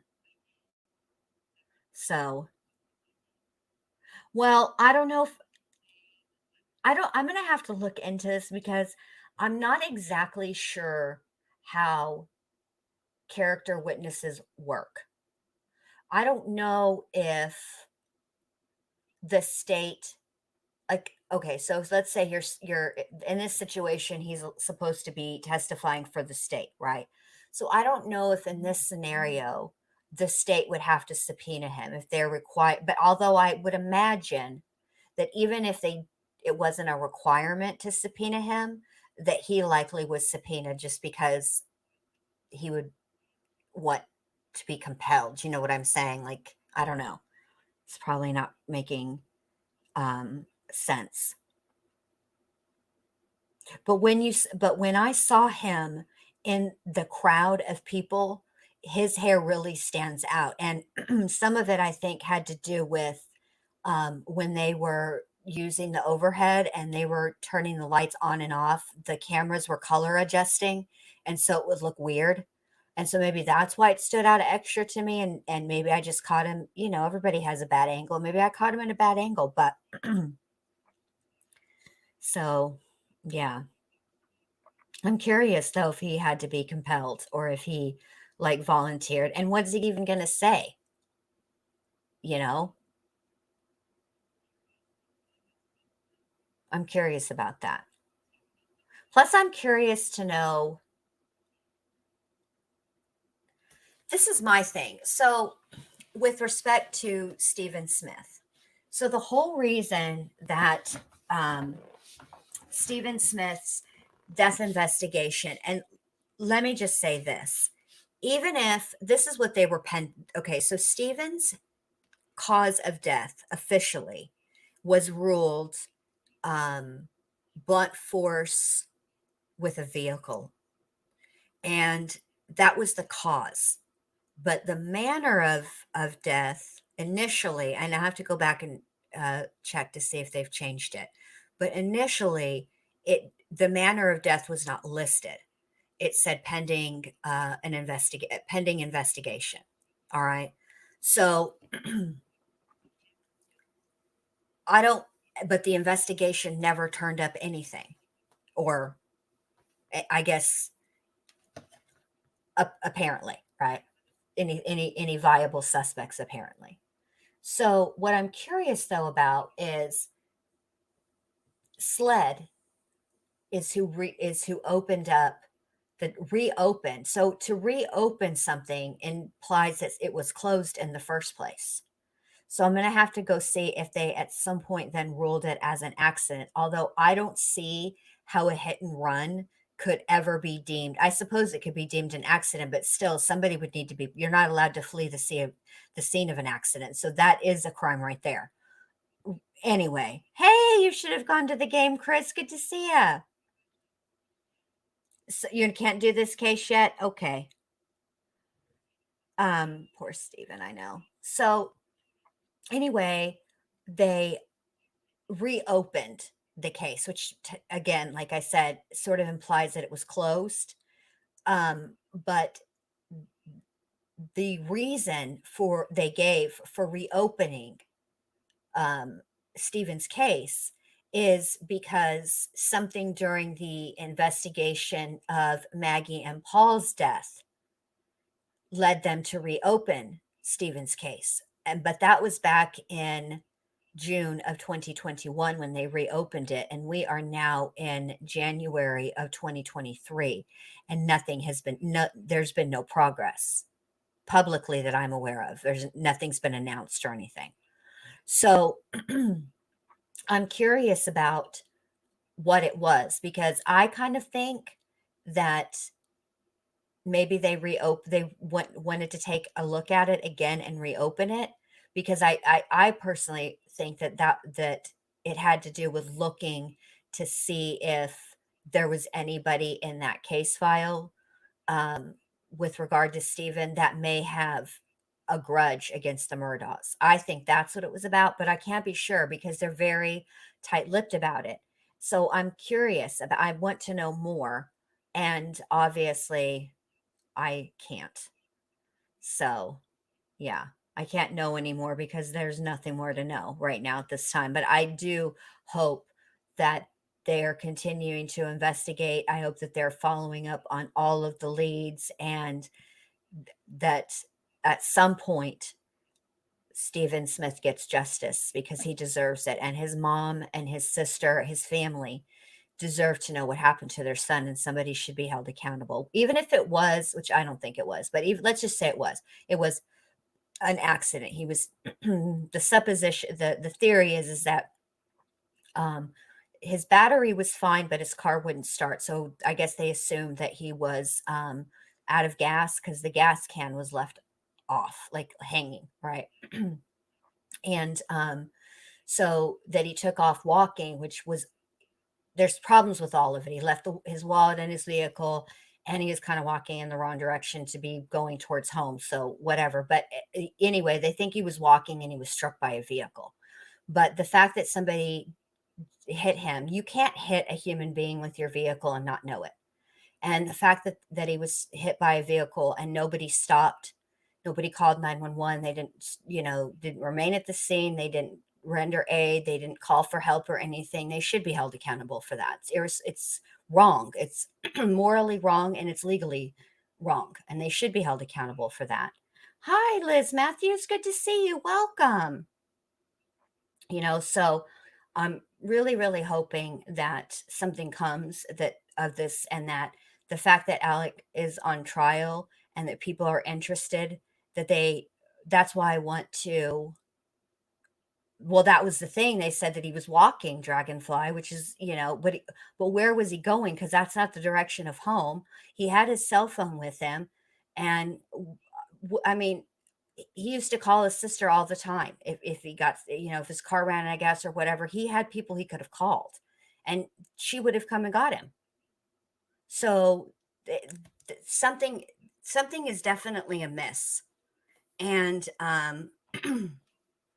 so at the end of the day, that's why I wanted to do his case first, not only because chronologically, I think it's important that if we're going to really explore this case, Alec Murdaugh, and it's important to understand the family dynamics and the things that were going on leading up to all of the things, right? To leading up to this, to the final thing being Maggie and Paul's murders, right? So I think that for me, it would only make logical sense to start chronologically, right? And let's say, just for argument's sake, okay, because nobody's named and nobody's been charged, right? But the Murdaughs have, like I said, their reach is long. And certainly they would have an inkling that Buster had been mentioned in that in Stephen's death investigation, but Buster was not the only Murdaugh that was mentioned in Stephen's death investigation. They mentioned Paul as well. So I I feel like that's a good way to do it, do it, because it seems like mounting pressure. Do you know what I mean? So I'm curious about that. Now, I totally believe you, Liz, but can you tell me where you got that? Because I want to look that up myself, because obviously, if I'm going to be doing this video and I'm doing this chronological and timeline of the investigation and stuff like that, this is why I'm curious about that. Hey, Mia Moore Michelle, thank you, babe. Good to see you. Oh, thank you so much.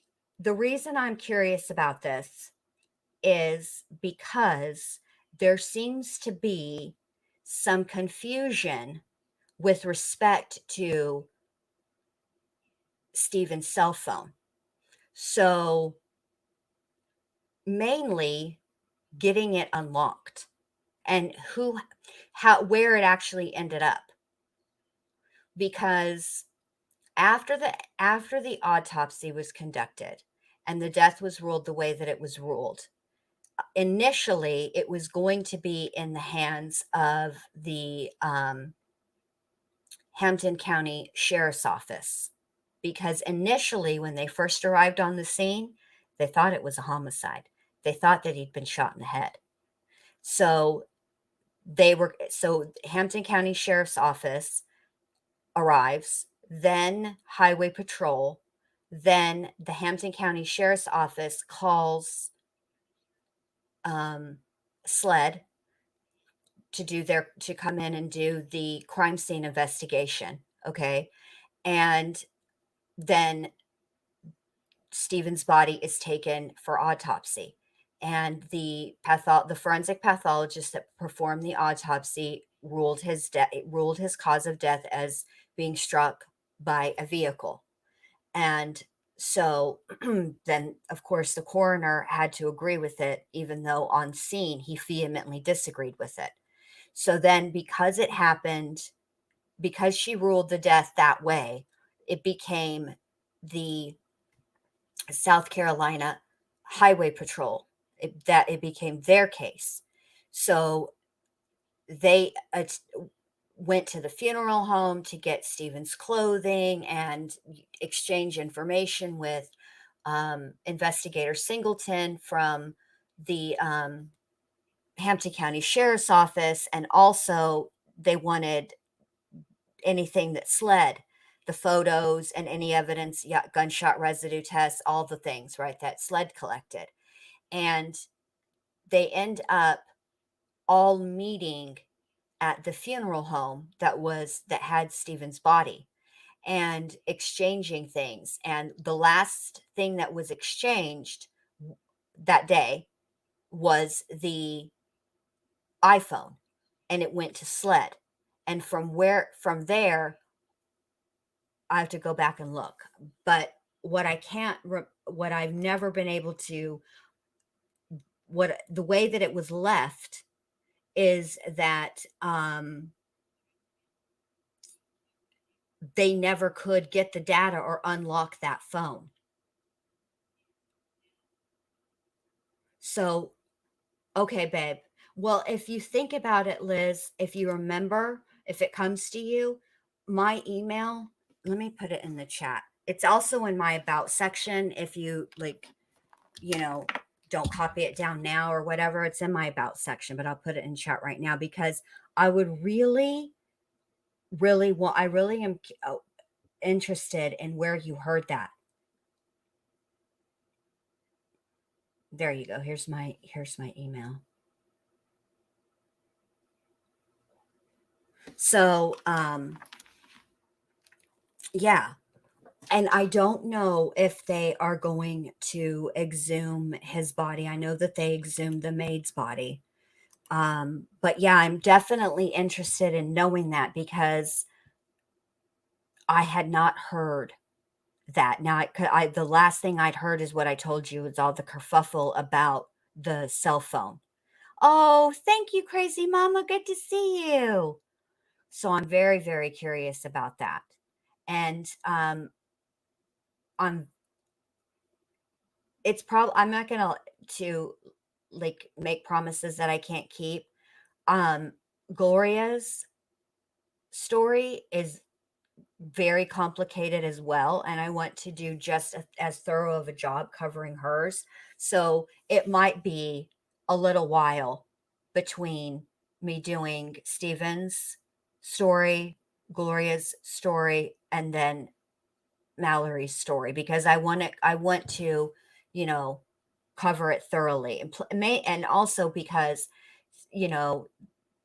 SLED is still asking for any information that anybody has about Stephen Smith and what his death, and if anybody knows anything. So, his I just want his case solved. I want them to find who did this, and he should be punished. Do you know what I mean? So, yeah. Oh, well, you listen, I'm glad you found my channel and stumbled in here, because I'm very, very curious about that cell phone, because it is interesting to me that, because I distinctly remember Sandy speaking about the cell phone multiple times, because I watched Low Country, which is the one on HBO. Then I watched Murdaugh, Dynasty of Murder, and that was on the ID channel. Um, and that did I watch? I started to watch the 48 hours one, and then I had something to do, so I have to go back to it. But I distinctly remember Sandy talking about the phone, because it couldn't be unlocked, and she couldn't understand why, because she was the other fingerprint to his phone. He had the fingerprint unlock, and she was the other fingerprint. So there was no reason for her not to, for that phone not to be unlocked. Now, just because they couldn't unlock it, now they did unlock his iPad, that they did get information off of. But just because they couldn't, I don't know. Well, no, because they could have asked the phone carrier for the records, and if nothing else, it would have given them the call logs and the text logs. Huh. Hmm. I'm going to have to put a pin in that. And I agree with you, Laura. I do think that a guilty verdict in this case will bring people forward. It will. I think that when they see that the Murdaugh family is not untouchable, that they can and will be held accountable. I think that will go a long way in loosening their grip on that community. Absolutely. Absolutely.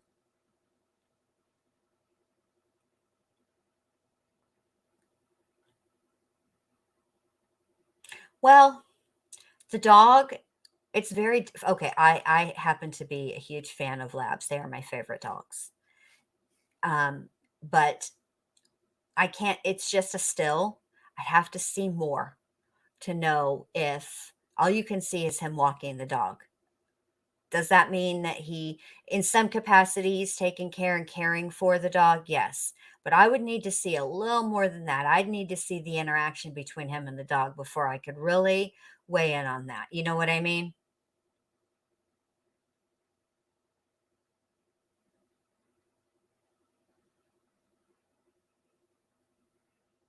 That I don't know, Liz. I have to look into that. They just show pictures, and so I don't know, because if he were one of the hunting dogs that belonged to Maggie, um, he looks young. Labs have a very distinct, like, way that they grow up. So when they're puppies, they're like super cute, roly poly. They're kind of chunky as puppies. And then they go through this really lean, gangly stage. And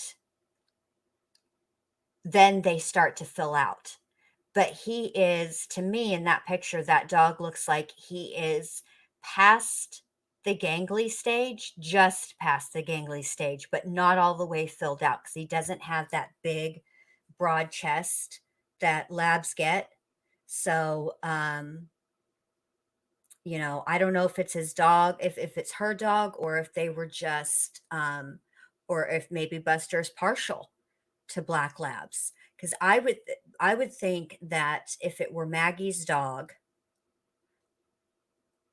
I guess it would depend on how old the dog was. But black lab's gray soon, gray early too. There, I think my black lab Baxter, he started getting gray on his chin.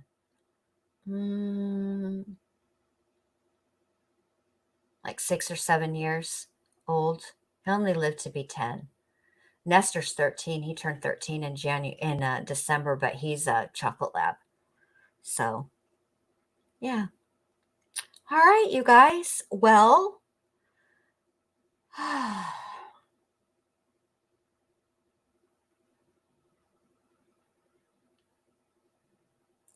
Well, yes, faraway eyes. There is something about that phone. And so when we were talking about it, I was talking about it way earlier, like this is what I think happened.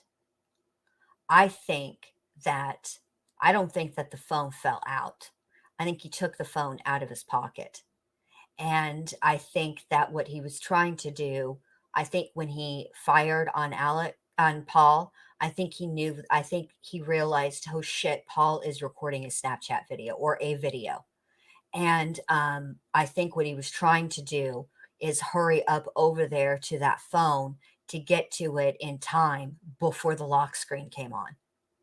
And that's what I think he was doing with that phone. And I think that he is explaining that phone is important because otherwise there's no reason. All he had to do was say that the phone fell out of his pocket when he rolled him over to check for a pulse, right? That's plausible. But the fact that he said, and I think this was an accident, unintentional, is he said, and I was going to do something with it, but then I thought, nah, better not. That's problematic. So, oh no, sweetheart. I, See, I don't know that Alex had a thumbprint. He could have had a lock code because otherwise, if that's what I suspect, because if he had the finger, he could have just put the finger on there, right? And that would have been that. And he would have unlocked it. So he must have had a lock screen with the code, the number code, rather than, or a pattern, rather than a fingerprint. So, well, thank you guys for being here. I don't know why he did. Well, I think the reason he didn't, well, yeah, that's another thing. He should have taken the phone and destroyed it. I mean, he chunked Maggie's phone down the road a ways, not that far, but because they have that long ass driveway. So he did that. I don't know. Anyway, thank you guys for being here tonight and spending my birthday with me. I appreciate it. I had so much fun with everybody. Thank you for the birthday wishes, the super chats, the PayPal. I appreciate it all so much. Thank you guys. And I will see you tomorrow. I'm going to do the video premiere and then right after that, a live chat, and we'll kind of catch up on we'll talk about what was in the video, and then we'll talk a little bit about, what's gone on in the trial so far, or what we missed because I didn't go live Friday. Kind of catch up on that so we can be ready for Monday's testimony. All right. Good night, you guys. Thank you so much, everyone. Thank you. I've had a fabulous birthday. Thank you all. And I will see you guys tomorrow. Y'all stay safe out there on these real streets and on these YouTube streets because it's dicey. All right. Good night, everybody. Thank you.